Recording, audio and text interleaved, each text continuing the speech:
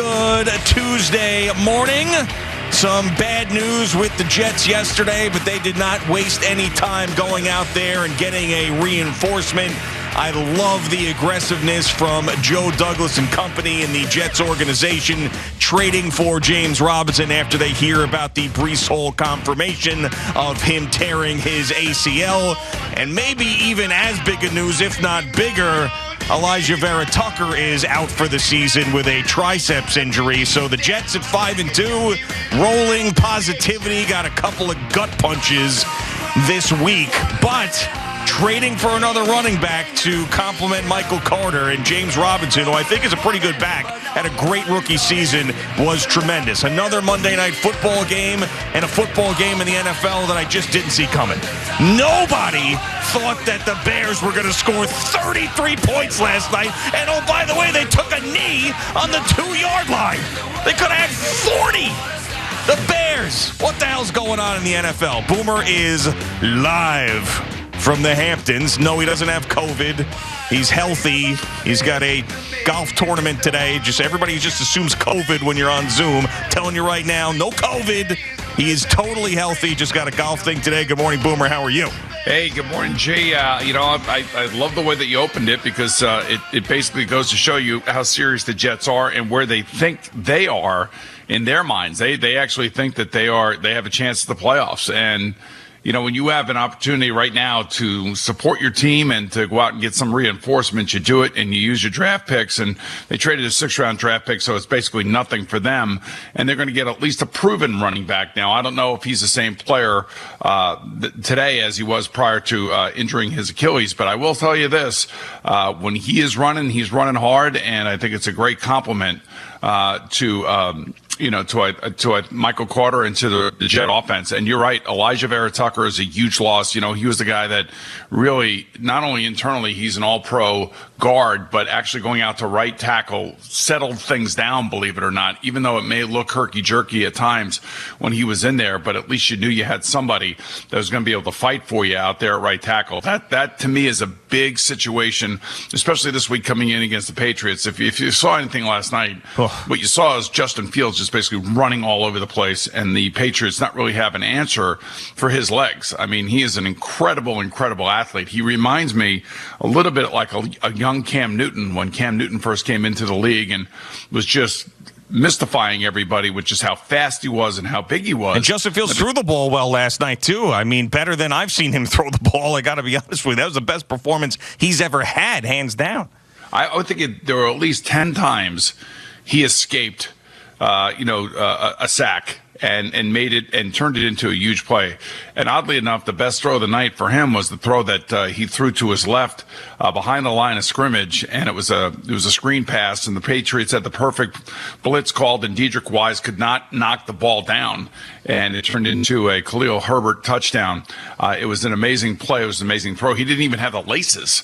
And he somehow negotiated that throw. So maybe that young man is figuring it out a little bit, but I still think, it was more of his athleticism than anything else, running all over the place, driving the Patriots crazy. And plus, they ran the ball well last night. And the funny thing coming out of all this is that the Jets are still underdogs against the Patriots this weekend. It's incredible. So the line did come down, I think, a point. So it's the Jets now plus 1.5, which is just amazing to me.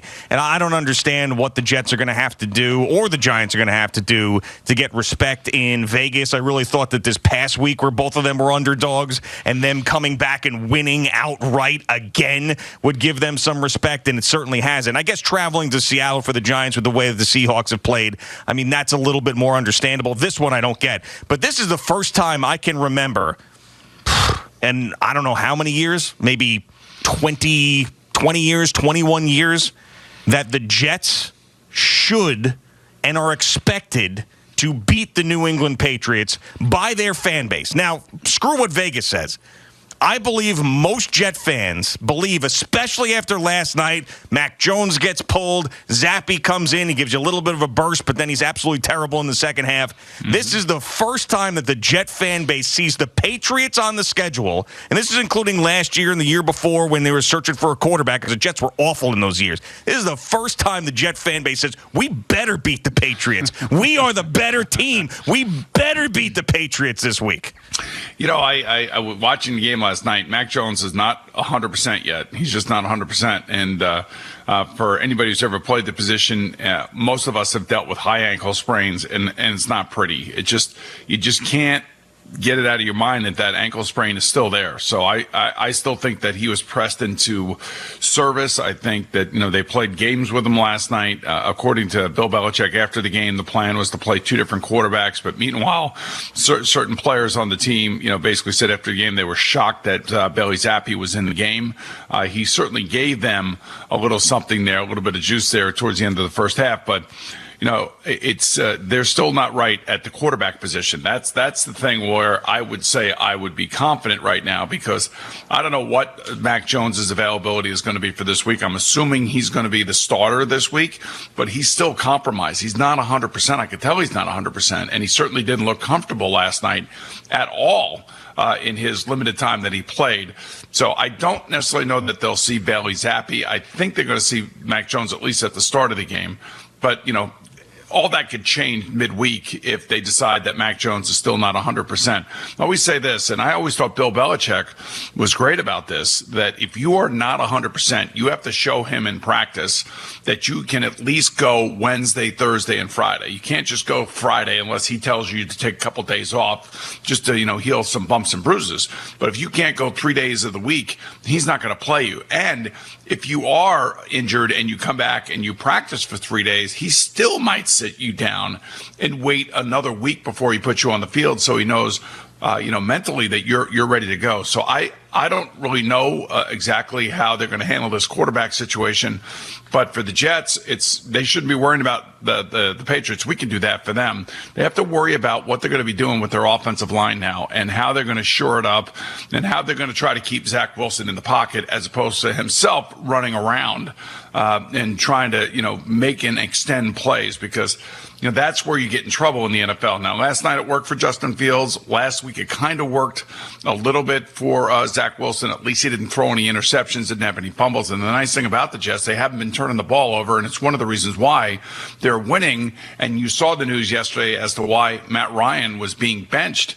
They say he had a grade 2 shoulder sprain, but I'm going to tell you, and I can't say that I have not spoke to Frank about this. I don't have any inside information or any inside knowledge, but 9 interceptions tells you all you need to know. You turn the ball over. It doesn't matter if you're a 37-year-old former MVP. It doesn't matter if you're a first-year Western Kentucky 4th-round draft choice. It doesn't matter. All that matters is you cannot turn the ball over and be careless with the football at the most important position in the game. I mean, the reporting on this yesterday seemed like Sam Ehlinger is going to be the quarterback for the foreseeable future. That's what it seemed like. I mean, he is going to be that. Right. He's going to be that unless there's injury or unless he too starts turning the ball over, and then they'll go back to. I think what Frank was doing yesterday was trying to say, look, man, this is unacceptable, And I think there's what happens in the locker room is everybody knows what's going on, and the defense has got a lot of pride over there in every locker room, every defensive locker room. And defense can get really, really frustrated, if the ball keeps is given away, and putting them in tough situations. As a matter of fact, throwing a 76 interception return for a touchdown just kills everybody, just kills the morale. And I wouldn't be surprised that, internally there's probably a few people, rolling their eyes that he keeps turning the football over and they keep losing. And I wouldn't be surprised if the owner got involved in this one. That owner tends to be a little bit impetuous and impatient. And, he was talking Super Bowl before the season started. Yeah. And I mean, it only took 7 weeks before Matt Ryan's, the bloom came off the rose for him out there in Indianapolis. Yeah. So that's a team that expected to be better than they are and is really in sort of a mess. The Jets are a lot better than a lot of people expected them to be. And they're dealing dealing with major injuries. But just like Joe Douglas went out and replaced the running back, and you're not going to get the same type of excitement from James Robinson as you did with Breece Hall. But, I mean, I think it's a great trade and really, really smart by Joe Douglas. I don't know if you can make that same type of deal for an offensive lineman, because when you're looking, the trade deadline is November 1st, and I hope that he can. But I don't feel like when these players move, you get like edge rushers that move, you get wide receivers that move, you get running backs that move. We already saw Christian McCaffrey was traded. Cam Akers is on the block. But I feel like you don't get that like big offensive lineman that ends up moving at the NFL trade deadline. You're usually picking guys off practice squads. You're finding somebody who's buried on the depth chart and has some sort of potential, because teams don't want to trade away depth at that position, and they really don't, even if a team's completely out of it. The offensive linemen these days are so precious, and there's not a lot of good ones. They don't want to part with them.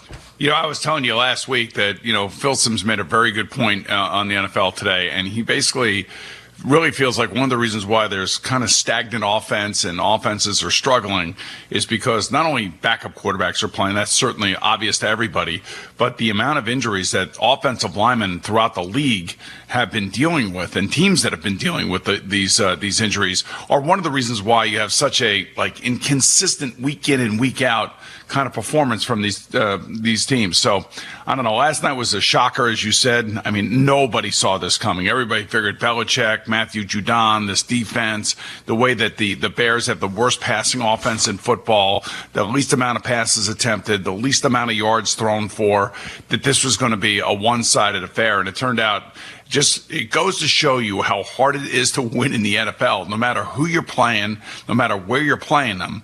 And, quite frankly, it was Justin Fields' night last night. His incredible ability to escape away from the pass rush last night was ridiculous. It was, I'm sure for Patriot fans, it had to be as frustrating as hell. I'm sure it was frustrating for Bill Belichick. And I know one thing. It makes for an exciting game when you got a kid back there that does what he does and does how he does it. It's this not game, the way everybody that expected this to be terrible. Like one of the Thursday night games, they expected it to be absolutely awful, and it ended up being one of the most, at least the first half. I mean, the Patriots' offense was brutal in the second half, but the first half of this game was probably the most entertaining primetime game we have seen in like the last month. And who had that? Nobody did. Now, I didn't see the Manning cast when this happened live, but I did watch it back this morning. So at the very end of the game where Justin Fields takes a knee on the 2-yard line, and it's 33-14, which ended up being the final score, Peyton Manning is beside himself because they're taking a knee.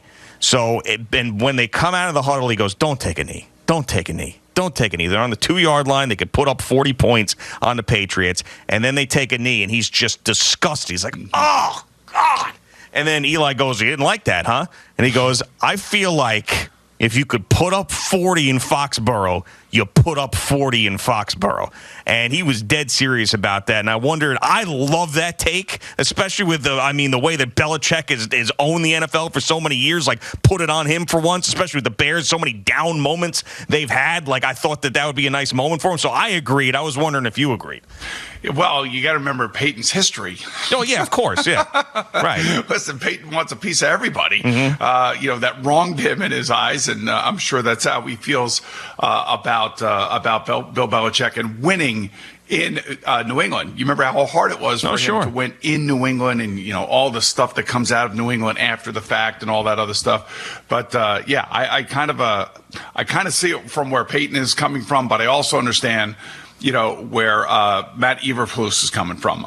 They do have a connection somewhere along the line, because remember, Josh McDaniels is the one who hired Matt Eberflus and Nick Sirianni to be his assistant coaches in Indianapolis. So there's a connection there somewhere. So there's going to be, and they don't see each other. These two teams don't see each other a lot. Yeah. So this, I'm sure there was some sort of sportsmanship there, and I'm sure Belichick would have done the same thing, unless, of course, it was the Colts or the Broncos when Peyton Manning was playing. Maybe sending a message or whatever. The other thing I will tell you, I will announce to you that I was invited on the Manning cast for next Monday night. Oh, really? Yeah. So the Bengals are playing next Monday night. Wow! Did you accept that invitation? We're trying to work out the schedules, and I think it should be okay. Yeah. Well, what do you mean trying to work out the schedules? Usually 6 sit and watch Monday Night Football drinking Reposado. I mean, yeah, well, I got to figure out, whether or not I'm going to be drinking the Reposado with the boys, and how that whole thing's going to work out. Well, they finally got this whole thing fixed with the guests. Where last night I saw the video. They ended up having your boy Bill Burr on last night too, by the way. Right. So it's crystal clear video now. Finally, they finally figured it out. It used to be like this horrible Zoom, and the audio was off. You couldn't hear anything. There was a delay. So hopefully they do a nice little setup for you wherever you're going to be on Monday night. Well, can I ask you? How's our crystal clear Zoom going right now? It's okay. It's okay. I would say there was a little bit of a glitch in the very beginning, like the first words out of your mouth, but it's been tremendous since then. So, all right. Well, then you can talk to Stephen Waldron to make sure that whatever they're doing at CBS Sports Network, maybe they're doing at ESPN now. Yeah. Well, yeah. Maybe that could be the deal, but it did look very, very good. Vince Vaughn had Barack Obama, Bill Burr on. So this is a big thing. Getting invited on the Manning cast is like that. That's a big thing. So it's the Bengals, and who? That's a good question. I got to look at it. I haven't looked at it yet. Yeah. We'll figure it out by next Monday night. But you know what's funny about this is you've been like, man, this Manning cast. It's the Bengals and Browns, by the way. It is? Okay. Oh, yeah. Good. I got a lot of Brown stories. Right. You can't say how Jimmy Haslam and Dee Haslam are absolute idiots. That'd be nice to do that. But no, you've been talking about how you never watched the Manning cast. It's not for you and all of this stuff. And you've said that publicly on the show. And here you are. You're going to be a guest on there. Yeah, I'll tell them right to their faces. But now that I'm on it, now it's definitely a must-watch TV. Without question. Oh, that's going to be great. Thank you for watching. Please like, comment, and subscribe. And don't forget to hit the red bell so you're notified when we have new content.